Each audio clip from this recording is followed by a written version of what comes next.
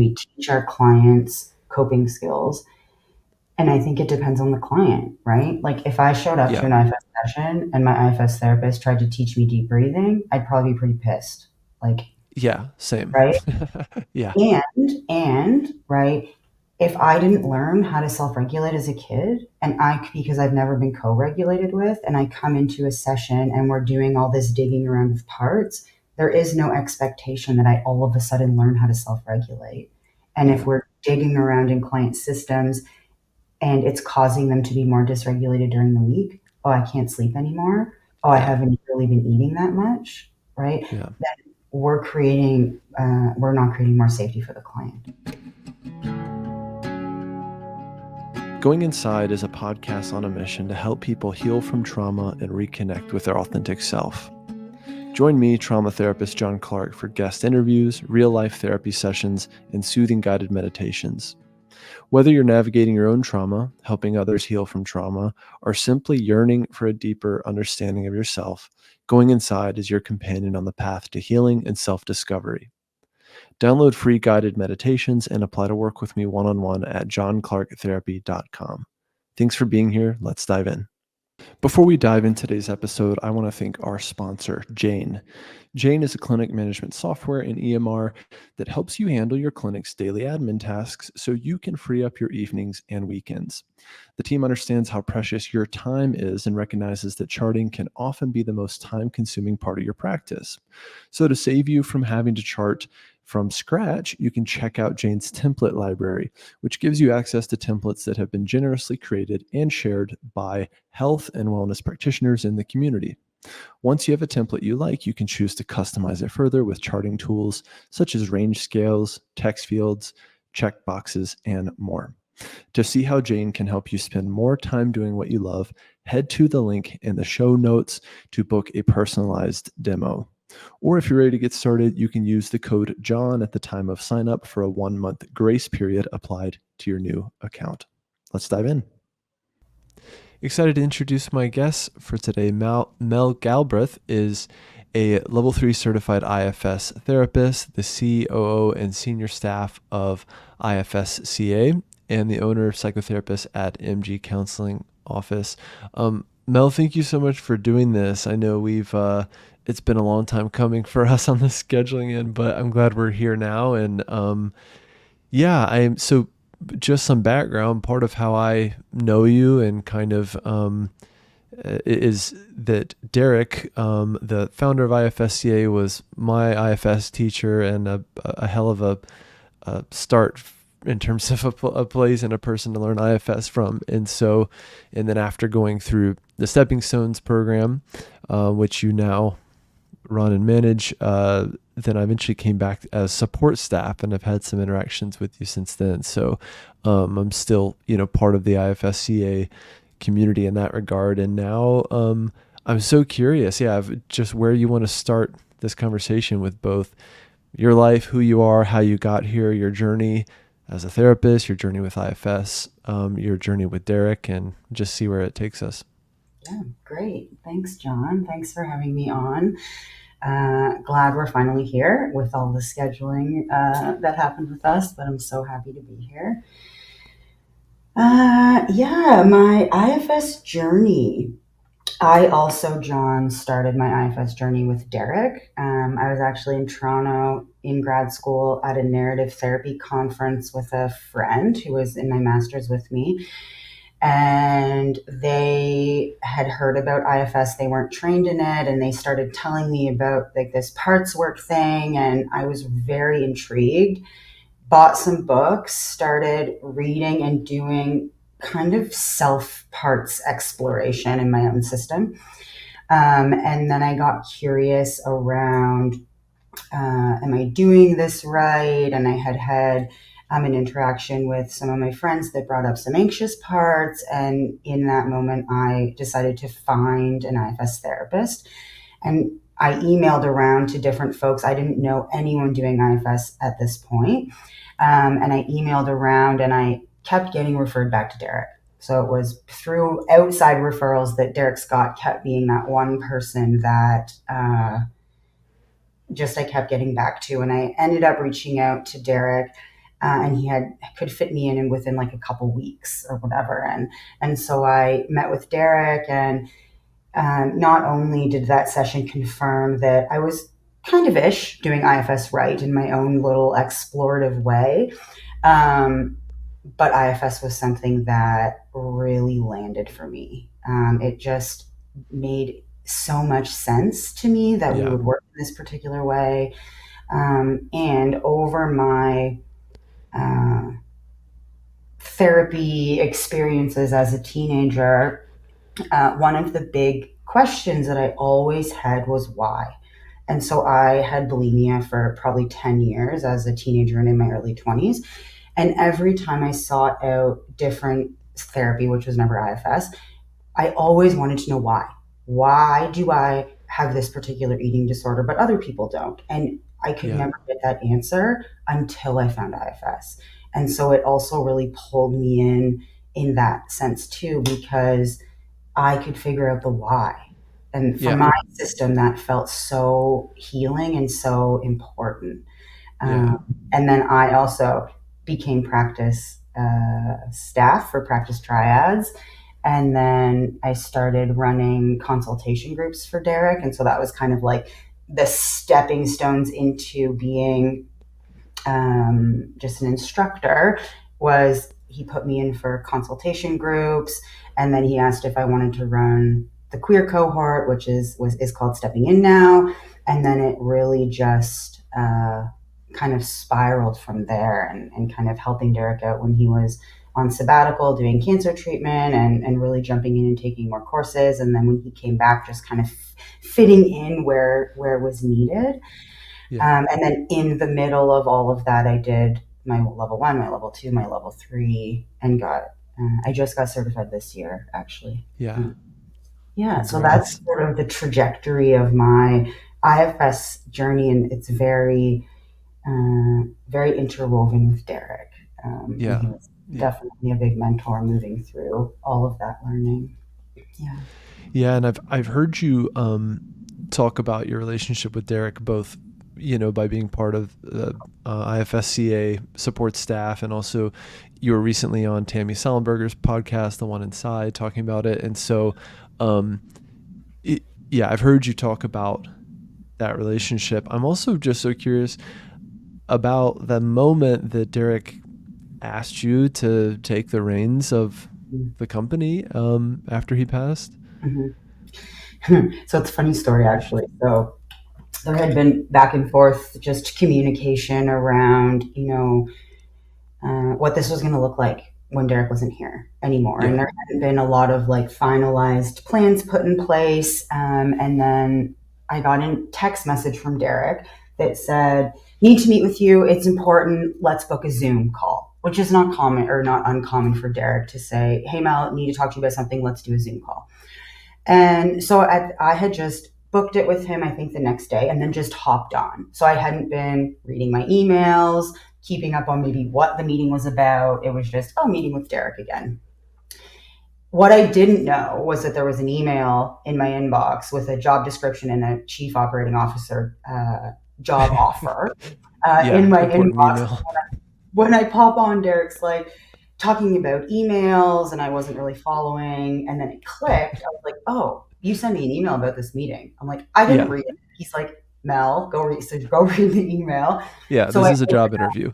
That's right. This is a job interview. Maybe you should read your email. So I open up and I'm reading, and I had a mix of parts. I had, am I actually reading this? I had some Yeah. excitement. And then we just kind of dove in, and of course, I said yes to the offer.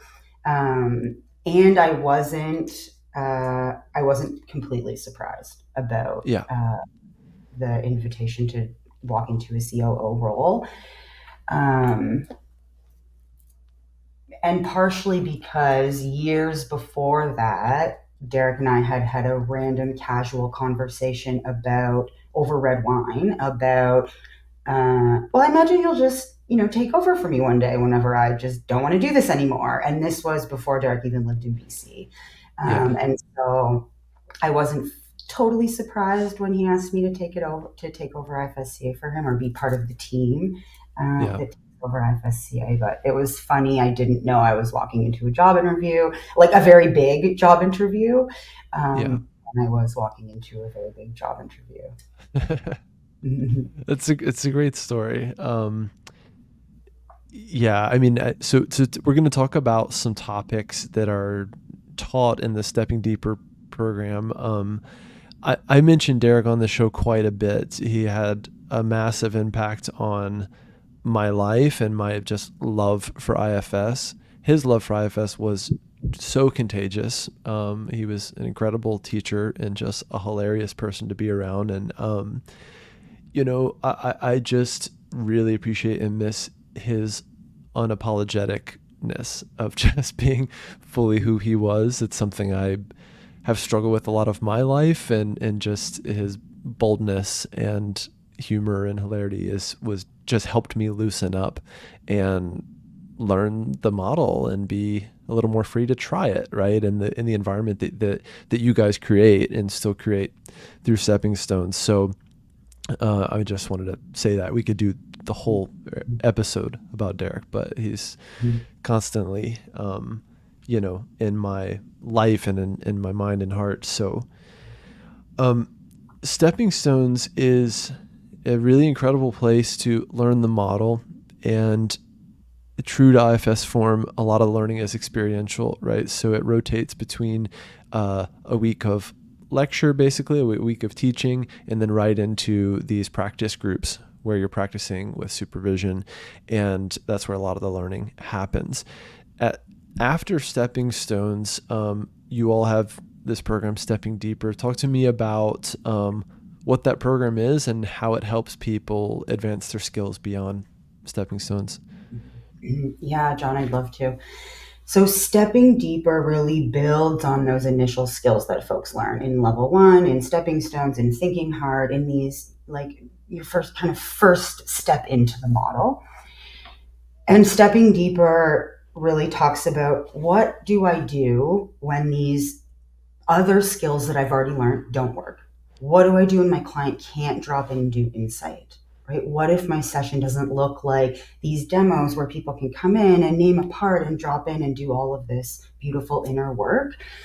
And really, how do we create more safety in these systems that are locked up tight?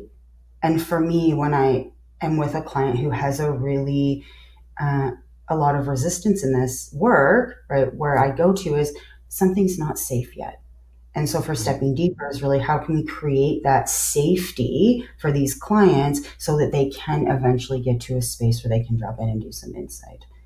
Yeah. And so starting all of that off is, we start talking about unblending and direct access. So our very first module is on those two pieces, and really starting off with, why does blending happen and why is blending so important, right? And how we all naturally blend with our parts, and it's so necessary that we blend, right? For example, if I'm driving in Toronto, I want my part that knows how to drive in 5 lanes of traffic to be fully blended with me in that moment.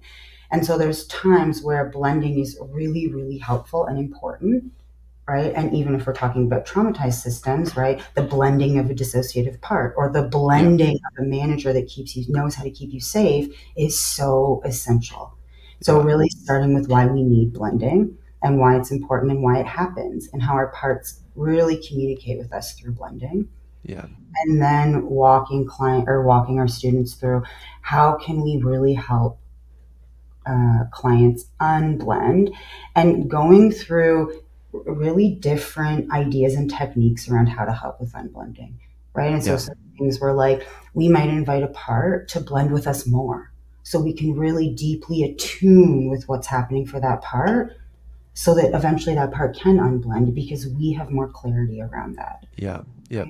Or even coaching parts around unblending. Hey, manager, there's a lot of activation in the system when exiles get close, right? Because you're experiencing what they experienced at the time of wounding. That's right. This is really common, right? So we might even be coaching different parts around what's happening in the system to give them a framework to then soften back a little bit and give us Yeah. some more access inside. And so we go through There's a lot of techniques. So as we were creating this Mm-hmm. course, there's a lot of unblending techniques that people can use. And Yeah. so instead of teaching every single unblending technique that we could find, we've really categorized unblending techniques into 6 different categories. And so then we can teach the categories with some of the skills underneath. And so to really help students have more tools in their toolbox to help with parts and or to help parts unblend when we're Mm, doing this work. And so that's really the first half of module 1, great. is working with unblending and different ways to do that. This show is primarily about trauma, and it just so happens that probably 90% of my guests are IFS folks. So Mhm. it's basically an IFS show. And so something I see even when being support staff for the learning groups for stepping stones is when people are learning the model, they have there's a part that's identified in the session. The client identifies a part, and then the practitioner might ask, "You want to focus on that part?" Yes, I do. Okay, great. Can you get to know it? Can you ask it how old it is? Whatever. You're off to the races. And then another part comes in, and a lot of folks, when they're newer to the model, they just default to, "Can you ask that part to step back?" And in Mhm. fact, that's taught, right? It's something to kind of do to help keep the focus on this target part. But sometimes we can get into this territory of kind of bypassing protectors. Ask it to soften back, ask it to soften back. So how do you help folks determine when that is the thing to ask for versus that part now needs attention versus you're starting to get in the territory of bypassing protectors? It's a good question, John. And my how I approach any session, whether it's a system that has a lot more protectors they can't drop inside, or Mm-hmm. someone who has more experience and they can really go in, is if we're with a target part and another part comes in, I'm going to notice it basically no matter what. You Yeah. say, we're with part, client might say, I'm feeling sleepy. Right? And I say, okay, notice sleepy, how come? Oh, I didn't get a lot of sleep last night. Okay, let the part know you heard it. Okay to pull back Mm, now that it knows we know it's tired. Or the sleepy part has a concern it's putting client to sleep because whatever the target part is saying is uncomfortable. yeah. So for my practice is, and sometimes it only takes a couple seconds, is I assume that every part shows up for a reason. And I will pause and notice, and then I will go back to the parts. And so for me, I'm even if it's just a little sending a part acknowledgement that it's here, doesn't want to have a seat with us right now. Beautiful. Can we go back Mm-hmm. to the target part now? Yeah. So for me, I'm always just noticing and just a gentle how come for Yeah. some of the parts that are coming in. Because sometimes when those parts come in, the sleepy part might be connected to the part we're working with. We might work with both of them together. And Yeah. inviting that to soften back without checking, right, Yeah. is we miss something really important in the session. So I I, like yeah. pause. I think similar to, and so I own a training practice here in San Francisco. So therapists that are getting their hours for the board. And sometimes when we do either like couples work or family work, you go, okay, I've gotten pretty good at seeing one-on-one clients. Now all of a sudden I've got 2 people in the room or 3 people in the room or 4 people in the room, right? And this brings us all the way back to systems thinking, which is a huge, component of the model and really something Dick Schwartz is really passionate about is becoming systems thinkers. So sometimes it seems like therapists or practitioners, when we're learning the model, it's hard to kind of hold both, right? Or create space for, okay, now 2 parts. Which one is the target part? Or there's 3 parts, or there's 4 parts, or whatever, right? But it's really important that we go slow with that and learn to work with multiple parts at a time, because we always are, whether we realize it or not. Mm-hmm. Yeah. And for me, I think that if you hear inside, ooh, I can't work with 4 parts, my Mm-hmm. curiosity would be, who said that? Who Right. inside can't work with 4 parts? Right. Because self energy can hold space for all 4 of those parts. Yeah. Mhm. Yeah. Mhm. Something I offer to my trainees, my practice is it can be a lot to hold. And what we're trying to do, let's say in the case of family therapy, is create some interaction that is from a place of compassion or love. Or let's say you've got a couple and they're really fighting, or a high conflict, couple. I'm trying to get the two of them to connect, right, from as much self as possible, and trying to help that interaction happen. I don't have to know everything about everyone in order to make that happen, right? So we're really like the texture of a good couples therapy session or a family therapy session or an IFS session is one of like slowness, dropping in a bit, vulnerability, honoring parts' perspectives, right? Clients' perspectives, and just creating a condition where more heart can come through. And that helps me kind of simplify the model in terms of like, what am I doing here with all these parts in a room? Or what if there are 7? What am I doing here? Yep. Yep.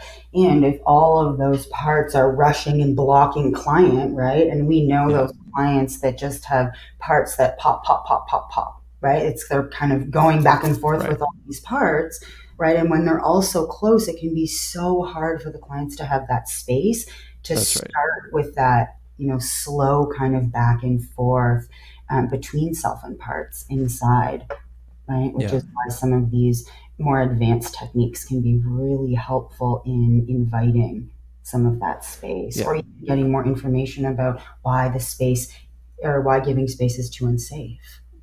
That's huge, right? Mhm. That witnessing piece, parts have a very good and compelling historical reason and vivid detail that they might tell you about why unblending hasn't gone so well. And so sometimes they need that experiential proof of, even if I unblend 5% Mhm. and let this session happen, or let Mel help the system a little bit, let's try that and then see how it goes, and then check back in with the part and say, hey, what did you think about how this went Yeah. once you gave us a little bit of space, Yeah. right? Like I can't come in and just assume that this is going to go super well, right? Even when I have good intending parts and myself like therapist parts that are here and ready to help. Or in the case of, like, let's say you're doing an IFS demo, or doing, trying to be a good client in your practice group, right? There's a lot that can happen there around just trying to be a good client and being cooperative. Mhm. Yeah. Yeah, Yeah. And I yeah, think too that the pausing to ask why does unblending feel too unsafe, is actually a right. really helpful unblending technique. Because Yeah, let's say we ask part, right? Hi, part. What feels so scary about giving client space? yeah, Every time I've done that in previous therapy, I get pushed aside and the shame is present and that's right. it's too much. And when we can get that information, right, we can say, let the part know you get that, right? It's actually not our intention to push you away, Yeah, but we really just want to get to know you, and your no will be honored every time with us. yeah, What's it like for part to hear that? Ooh, part's ears peak up. Part client says, oh, there's a tiny bit of softening in my chest. Beautiful, right? And then you're in it, right? And so the pausing and the slowness and the gathering information about why, right, can help with unblending.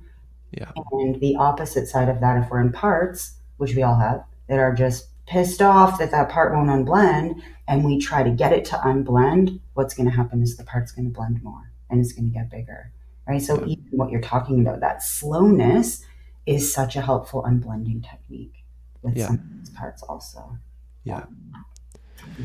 So this is going to lead us pretty smoothly into this skill of direct access, which I Mhm. find a lot of practitioners feel kind of intimidated by. And on one hand, I can get that. On the other hand, I think once you try it, it's quite natural. You're kind of doing the 6Fs directly with a part, but it can be kind of funky and different to go, hey, I know this sounds weird, but could you ask that part if John, the therapist, could talk to that part directly? And the client's like, what? I didn't know that was an option. But so when do we use direct access, and then how do you guys teach it? Yeah. So I'm just going to talk about both. So explicit and implicit direct access, just so Yeah, for you listeners who might be like, John, what are you talking about this direct access thing? great. So direct access is when I know my client's blended with a part and I'm speaking directly to that part. So opposed to insight, where we're guiding our client's self energy to speak to their parts directly inside, Direct access is where we're going to take that seat of self and we're going to talk to those parts. And so implicit is when you know they're blended, but you don't name that you're talking explicitly to a part. So client says, this whole IFS thing, Mel, this is a little bit too woo woo for my system. I know they're blended with that woo woo part. And so then Mel would say, I know, you're right. It's really woo woo, and you probably didn't expect to come to therapy. And for Mel to say, hi, can you focus on your shoulder and ask how come? Probably not your Yeah. expectation of therapy, Right. right? Right. And this is one of the most helpful ways I know how to work through some of the things that you're talking about. What happens as I say that? I'm talking directly to that concerned part about IFS, but I didn't Yeah. name it explicitly, but I know that I'm doing that. Yeah. Same example with explicit direct access, where a client says, Mel, this whole IFS thing is a little too woo woo for me. And I would say, hi, client, can I talk directly to the part that says this is too woo woo? Hi, part that thinks IFS is woo woo. How come? Tell me more. And then you're in this conversation with part. So that's the difference between implicit and explicit direct access. And when do we use it? All the time. All the time. Mm. And I think that the assumption for direct access is it's just an unblending technique. We only use direct access when we need parts to unblend. Right? Mm. That's my initial assumption of direct access.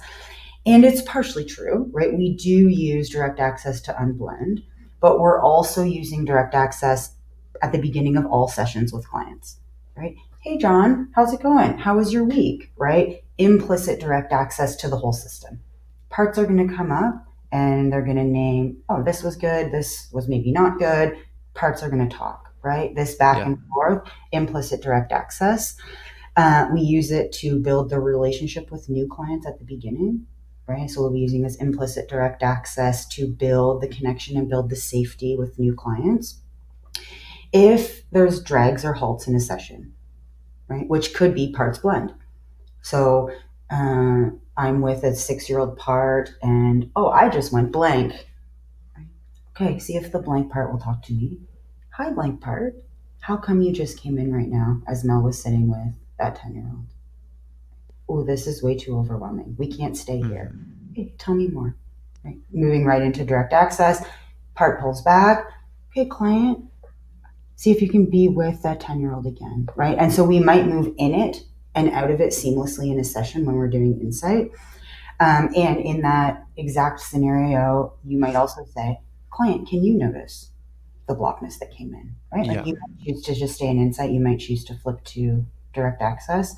I might say, see if the blankness can just hear me directly, right? I might move into implicit direct access in that moment. If we're working with polarizations, right, we might be working in direct access. And when parts don't want to talk to the client, Yeah. so then parts might feel safe talking to us, right? Which is, it makes a lot of sense where if parts are talking directly to us, they just get to blend and be the client, right? And that can feel a lot easier sometimes for parts than for Yeah. them to blend and inviting the client to come into this self to part connection with them. And so Yeah. sometimes I've had clients say, the part just wants to talk to you. And these are even clients who can do insight, right? I had one client that said, so my part doesn't understand why it has to communicate with me and then to you. So it's just a lot more easier for that part to just talk to you. And so Yeah. with this client, the part would blend. We would do this information gathering piece, and then the client, we would move back into self, and the client would go inside. Yeah. And so there are such helpful tools to be able to use. And a lot of therapists are scared of direct access because it, not only are we asking clients to do this weird IFS thing, now we're asking them to do this even weirder thing where we talk to their shoulder. Not only you, but let me talk to your shoulder and we'll get some information there. Yeah. And that Yeah. can bring up parts in us that feel like we're going to be judged because the language can feel uncommon, I think, to some of our Yeah. managers. And that can feel like, oh, what are they going to think of me if I say this weird thing or if I ask to speak to parts of them directly? Totally. Well, it's interesting because whether we know it or not or acknowledge it or not, parts are already kind of checking us out as therapists. And I remember early on, I went to Arizona for this Frank Anderson training, and I saw him do this thing where he invited parts to check him out through, he said, through your eyes, like through the client's eyes, just check me out, right?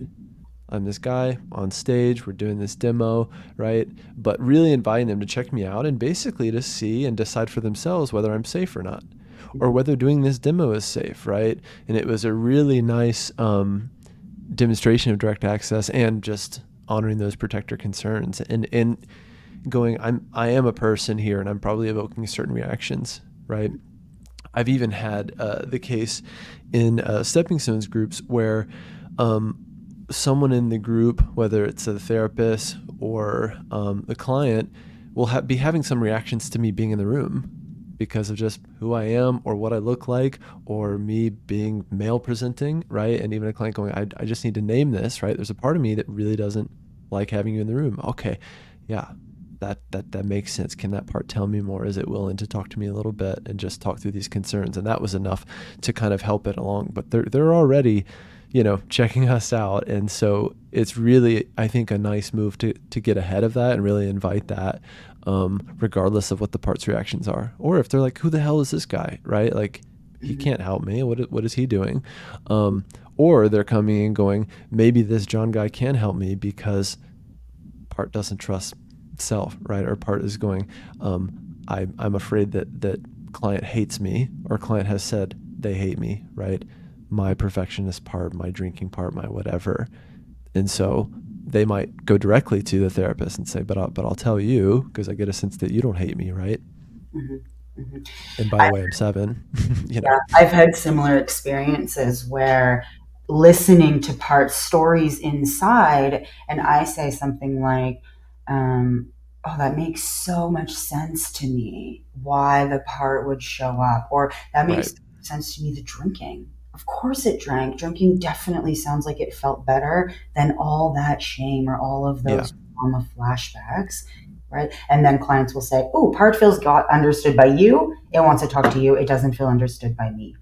Yeah. And when we move into direct access in those moments, the client system is also listening, right? So as Yeah. we're in a self to part connection with the part, right, we're updating some of those managers and some of those protectors that are listening. And as Yeah. they get updated, there's possibilities that those managers will soften and let self come online, right? Yeah. And so even just moving into that, right, Yeah. is we're really updating the system around how come Yeah. the drinking is happening, so that Yeah. those parts can have more of a understanding and scaffolding, right? Oh, you're not drinking to wreck my life. You're drinking because the other side of that is trauma flashbacks. Oh, that makes way more sense. Oh, I can give more space for that. Yeah. Yeah. Yeah. Yeah. Yeah. I just had a moment this morning where, toward the end of a session, I had kind of reassured a client that, hey, there was this thing you were really afraid of, and then you did it, and now you're reaping the rewards of doing it. And he was kind of sitting there nodding his head like, yeah, I did it. And I could tell something else was happening. And he then said, well, like, there's a part of me going, but what if, but what if, but what if, right? And starting to play out these future scenarios, right? So me offering that reassurance was actually kind of triggering the part, right? Which, and so then I did, I guess, a bit of implicit direct access and just kind of like, I'm really noticing this part that's already trying to help you get ahead of the next thing. So even as I reassure you right now, and there's a part of you that can kind of take that in, there's another part going, no, I have to stay on guard for whatever's next, right? We were worried about this thing for the past 7 weeks, and then it didn't happen. Now I'm worried about the next thing. Wow, it's like, man, that part is really trying to stay ahead of things for you, right? Can you see it doing that? Can you see that, client? And he was able to, like, yeah, I can kind of see it. And another part's kind of annoyed, though, Mm-hmm. Yeah. And I think too that, like, when I think about not only kind of this module, but I'm just sort of overarchingly thinking about some of the other modules of stepping deeper, but even just the implicit direct access piece, John, that you're talking about, is I think that a lot of us are doing this. I think a lot Yeah. of us are using implicit direct access. I think we're dabbling in or using explicit direct access, right? And I think we're using a lot of these unblending techniques we talk about, but I don't think people know they're using them. Like, you hear from students, oh, I do that. oh, I didn't know what that was causing that. And so even for this module one around unblending and direct access is really offering people more of a framework to put what am I already doing under Mm-hmm. kind of some categories and really tidying it up and giving folks more of a structure. Because I think about, even for myself, like how many you do this session, like this IFS session, client can't drop in, but you're kind of working in this realm of unblending and direct access. Something's working for the client, but you Yeah. can't fully put your finger out on what that is. Right? Yeah. Module one in stepping deeper is really how can we put this all together, right? And Yeah. even with like, I'm looking at the slides right now, but even like when I look at Mm-hmm. um, direct access, right? And this whole structure of what are we doing step by step, right? Welcoming Mm. heart, attuning, learning positive intent, right? Addressing fears, etc. There's so many little skills underneath each category. Mm. And then so here's a more complex framework, right, that Yeah. you can choose what works for certain clients, right? So Yeah. really helping categorize direct access pieces, unblending pieces, so there's more to pull on, right, in a Yeah. really intentional, conscious way from this framework. Yeah. Yeah. So interesting because yeah, I've done martial arts my whole life, and as my Muay Thai instructor used to say when we're learning or practicing a new technique, he would say simple but not easy, simple but not easy, like throwing a punch, throwing a kick, simple but not easy. And I find that to be true a lot of times with IFS, and the model in its simplicity can also be quite difficult to implement fluidly, and the nuance, and what if a part pops up, or what if a part is carrying this thing called a legacy burden. What's that, and what's the protocol for that, right? It's kind of like a nesting doll, right? It's like the more the more you get into IFS, the more you realize you don't know. There's a name for that. I'm forgetting, you know, that phenomenon, but that seems to happen quite a bit. Yeah, and I used to refer to it, and I hear it from students all the time, as the tip of the iceberg, right? Every Yeah. time I learn a little bit more, I notice how much I don't know. How much I And don't know. Yeah. the longer I've been doing this work, John, what I've really realized around all of that is that the skills and everything you don't know is really important. But what also feels equally important in that is self energy. Yeah. Right? And so I sometimes talk about it's the 50-50 self energy and skills, right? If you just knew IFS, but were 100% doing it from a part, it's not going to be as effective as if you were doing it Yeah. from self. Yeah. If you only have self energy, but you know nothing about IFS, again, not going to be helpful. It's the 50-50, right? Yeah. But when we're getting more advanced, right, and we do know the basics of the model, right, we can really, I find, fall back on our self energy. And sometimes in these moments 100%. where things are Yeah. happening and we don't know. And I'll never forget the time that this really started for me was the first time one of my clients said, I think it's a past life part. In my head, oh shit, I don't know what to do. Fully blended Yeah. the part. Yeah. Yeah. Once the part pulled back, I said to my client, do you have a sense of what needs to happen? There you And go. for me, trusting, like I was able to fall back into self. My oh shit part didn't know what to Yeah. do. It would not have been helpful in that moment with my Yeah. client. Yeah. I also didn't have any learning around past life parts at this Yeah. point. But from a self led place, I can hold curiosity and I can trust my client's self energy. Yeah. You know what needs to happen right now. My client knew what needed to happen. At the That's right. end, so this client was a Stepping Stones grad. So at the end of the session, it was like, haha, Mel, where'd you get information on working with past life parts? I was like, well, I had a no shit part, and I trusted that you knew what to do from a place of self. Yeah. Yeah. Then I went to find consultation and more learning on it. But in these moments where things come up that we don't always have the answers to, as far as Yeah. skills or tips or techniques, my go to is I can trust self energy. Yeah. Right. And so that's what I find. Huge. And then you can go get all the Yeah. learning, right? But in some of those moments with clients, we can fall back and trust self energy Yeah. in those moments. Yeah.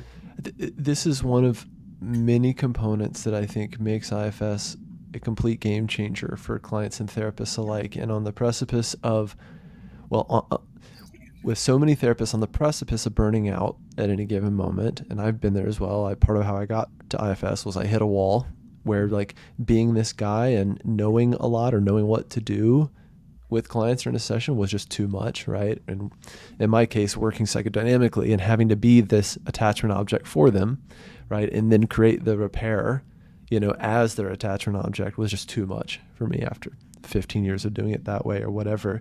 And so I love this defaulting to, if I've got safety in my system, they've got safety in their system, just defaulting to that question of just check in and see if you get a sense of where to go next. Even if you're just in a session, you've been doing good work and working with parts and unblending and using your 6Fs or whatever, and then you and the client are a little bit lost. It's like, I'm not sure what to do, right? Or we've got this exile right here and we've got two protectors. I default to the client a lot, right? If there's a sufficient degree of self-energy in their system in mind. Just check in and see if you get a sense of where to go next, and take your time. Wait until it becomes clear to you. And then the client stops and they check in and they go, yeah, I want to go back to that part or that one in the corner. Or it's not time to go back to that part. Okay, so go with that. And they have a clarity, they have a knowing, and we're looking for that knowing, right? Because self knows what to do and where to go and how to not rush it, Mm-hmm.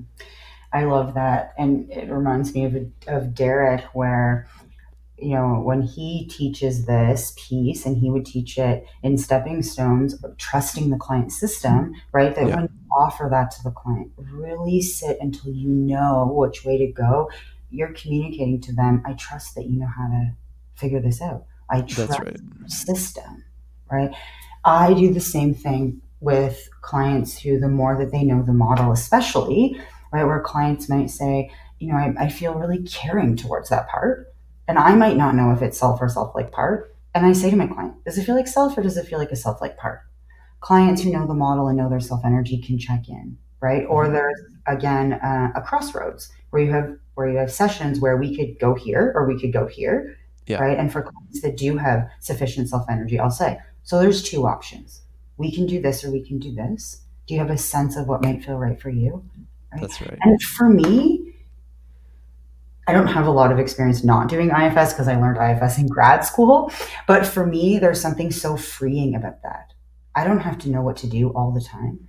I can Yeah, hold expertise in IFS, but my client's the expert in their system in the room, right? yeah, This is a journey that we're co-creating together with their experience and my experience with IFS. Let's see yeah, if we can figure out what the journey looks like together. And for yeah, me, that takes the pressure off of like, I have to always know what's happening, right? And I say to students sometimes, if we could plug a TV into our client's head, then maybe we would take on that expectation that we should know more. We can't see what's going on for our clients. yeah, And so that really feeds into, we're not going to know what to do all the time with yeah, clients. And it's okay to ask. yeah. Mhm, mhm, Huge. mhm.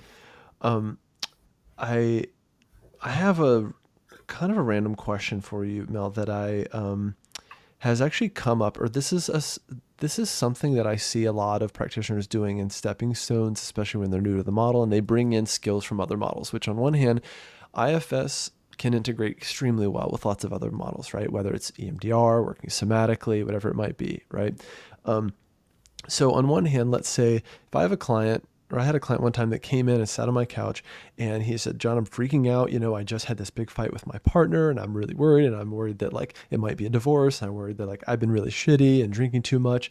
And so um, on one hand, I would see like, and I think Derek might have even said something like this, like, great, you got a whole bunch of trailheads like right off the bat and you just go right in, right? So there's a part that's angry, there's a part that's afraid that she's going to leave, all of that.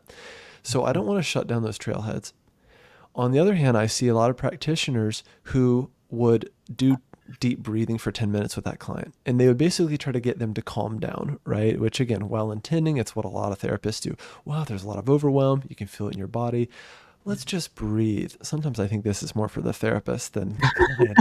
Let's just breathe. Okay, this is a lot right now, and I'm feeling it in my body. This is a lot, Mhm. right? And they're kind of like the therapist needs to breathe more than the client or for their own sake. So it's like, Mhm. what do you think about that? And when therapists do a breathing technique and try to like settle everything down first? Mhm. Mhm. So this for me, feels like the conversation around, any kind of coping skill, any kind of grounding skill, any type of breathing technique that we might offer someone in a session. And there's, I think, two Yeah. camps in here, right? That one Yeah. side says, no, we never do that in IFS. We never offer coping or breathing. We don't do that Right. because parts will feel dismissed, right? And we don't want to dismiss parts. We Yeah. want to invite them in. So we don't offer any of that. Okay? Yeah. And I think that depending on the intention of the coping skill of the grounding technique, that it can be useful. And so when I talk about this, I talk about the intention underneath. Okay. If client's coming in with big energy and I'm dysregulated because my client has so much energy, right? And I offer a breathing technique, how come? Is it for me or is it for the client? Because if Right. my heart's coming in with a breathing technique, right? Because I am feeling dysregulated, that's a therapist part that's going to pull me away from my self energy, right? It's coming in with a piece for me, so I Yeah. can be re-regulated, right? And if it's for the client, right? Like let's say client with big energy. So in your scenario, John, if I said, you have a part, right? I'm hearing a part that's real angry about this. You want to check in with that one? If client can, and I might say, see if you can breathe into that part, see if it can give you Yeah. some space so we can be with it, right? If that can happen where the part can unblend and client can go and be with that part, or I can say, oh, this part has a lot of energy, see if it wants to speak to me about that, right? If some of those techniques will work, I will go to those techniques. For other clients where it's so dysregulating that they can't continue the session, right, and none of these Yeah. unblending techniques are working, right, then I might move into something that's grounding or that is a breathing technique. My intention in that moment would be so the part can give the client space so the client can hear the part. And so if I was offering this to a client, I might say, so this part has a lot of energy, and my sense is that it's really close, right? And it's hard for you to really get clarity on what it's trying to communicate. I'm wondering if we can do some breathing with the part. We don't want it to go away, but we just want to give you a little space so you can really be more clear or be with it in a more clear way. Yeah. What's that like for me to offer? So if the coping technique can help with unblending so that this client can be in a deeper connection with the part, Yeah. that feels like we're offering it for the client, right? Opposed to for the therapist. And kind of any intervention for me falls under this kind of idea of even psychoed, right? I have a beautiful psychoed part that if I get stuck, I can talk about psychoed of IFS for 7 hours, right? Yeah. I think a I lot know of therapists have that part. I'm in, right? If I'm Yeah. stuck, let me just Yeah. talk about the Give model to information. right? I'll Yeah. just give you all this information. Yeah. That's for me, that's a therapist part. But Yeah. if my client is saying, I'm confused, Mel, I'm lost, I don't get it, if my psychoed part comes in and offers psychoed to my client to help them understand the model more, right? That's for my client. It might be the Yeah. same part offering psychoed, but who's it for? Is it Yeah. client led or is it for me? And for me, Yeah. that's where the distinction comes in. If it's self-led or if the part, right, is less self-led and it's coming in to help my Excel. It's not That's right. focused on my client at that point.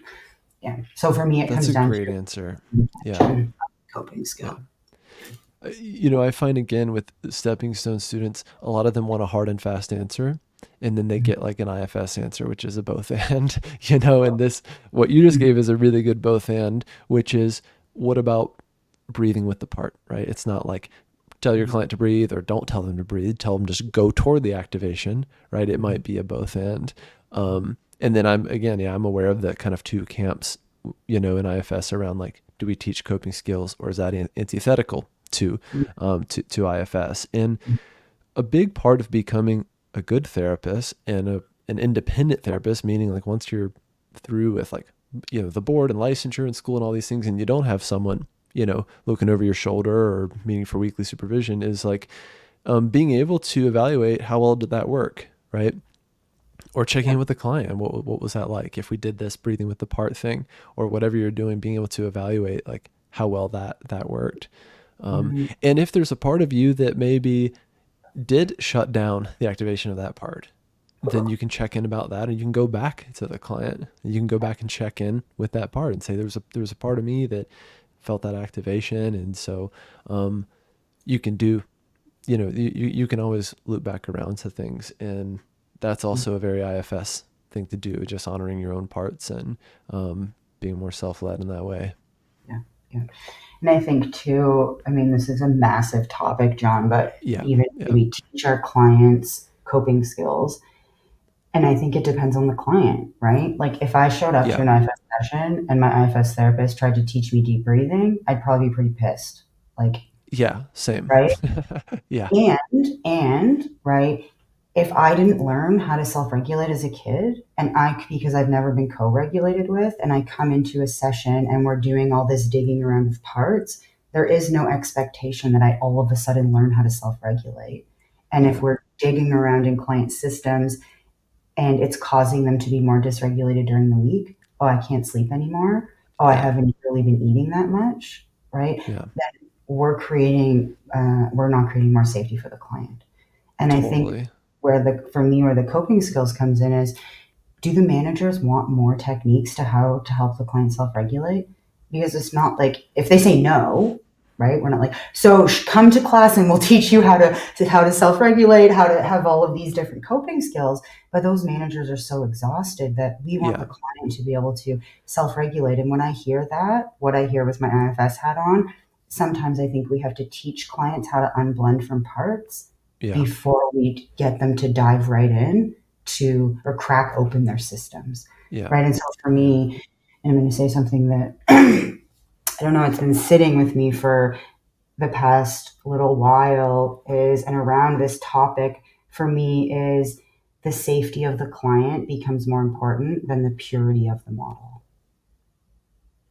And so Mm. for me, if it's going to make doing IFS safer, right, where we're not completely Yeah. dysregulating our clients during the week, then I would say we're doing a good thing with Yeah. clients. Yeah.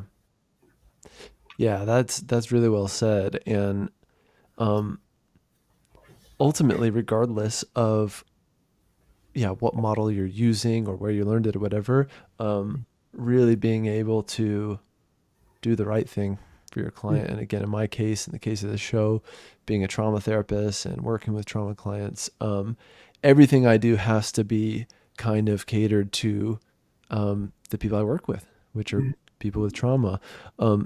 I know we're running out of time, of course, but I know that Mel, you're a parent like me, and so a lot of the best IFS training I get is by being a parent every day. Mm-hmm. And yesterday, my wife and I were out, and my 4.5-year-old was having really big feelings, and we were about to meet someone for like an appointment.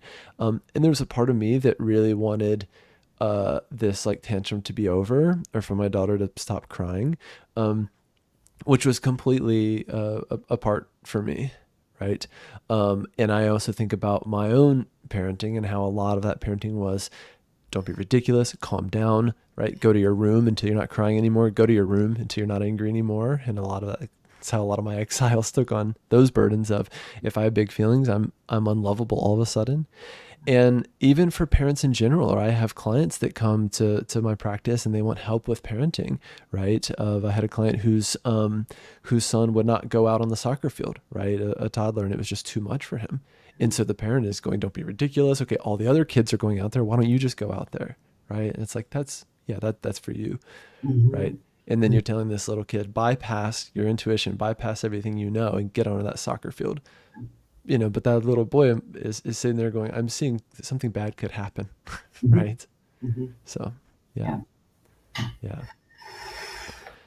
Um, yeah, we'll have to do another episode on this whole thing, because Well, it's my just, parts were like, oh, so now we have a 4 part because there's 4 modules to stepping deeper. yeah, yeah, exactly, exactly. Yeah. We'll have to, yeah, maybe we'll even do an episode about parenting. I would Totally. love to do that with you I was sometime. thinking of all my parenting and parts and self stories as you were chatting about that. Yeah, yeah. Yeah. It's a rich well. Mel, thank you so much for doing this. Anything else you want to say just to wrap up, or final thoughts? And then, of course, how can people learn more about the programs at IFSCA? And we'll, of course, put links to all this stuff in the description. Yeah, nothing else to name now. I do have a part that, yeah, feels like this was a really juicy for module one, and it's cool that we might be able to do this again for the other modules for folks, and Definitely. they get bite-sized chunks of it, which feels Hmm. exciting for my parts. And to find more information about stepping deeper. So there's a website, steppingdeeper.com. IFSCA.ca's website is, it will be done, I'm hoping, this month or January. So we're in the middle of revamping it all. So that should be up soon. So it will be on there, and then Teachable or Ticket Leap. And so we're our online booking site, Ticket Leap, and we can put all of the information on that stuff, John, I think in your show notes. Yeah. Great. Excellent. We'll be sure to do that. Yeah, everything will be in the description, and we'll definitely do more of these, Mel, anytime you want. It's great. And on my end, it's just been an absolute privilege to be part of Stepping Stones and to help support students. It's just incredible. And to be some small part of Derek's legacy is just incredible to me. So yeah, thank you for leading the organization and helping so many practitioners learn IFS, and then helping their clients. Just the many ripples it's having on the world is incredible. So hopefully you know that and can feel that and take that in amidst the busyness of it all and with all the transitions that you've been through in the past year. So yeah. Thanks, John. It's a nice reminder. And when I hear people say it, it really invites my parts to slow down and step back and notice, right? Yeah. The impact of just this work, right? That not only Yeah. IFS It's is doing, huge. but that everybody's doing when we're doing IFS, and how Yeah. impactful it is. And so it feels like an honor to be kind of heading up IFSCA for Yeah. Derek and everything that he wanted Yeah. IFSCA to be. So yeah, thanks, John. It's great. Thanks again, Mel. And we'll be in touch. Okay, sounds good. See you soon. Thanks for listening to another episode of Going Inside. If you enjoyed this episode, please like and subscribe wherever you're listening or watching, and share your favorite episode with a friend. You can follow me on Instagram, YouTube, and TikTok at John Clark Therapy, and apply to work with me one-on-one at johnclarktherapy.com. See you next time.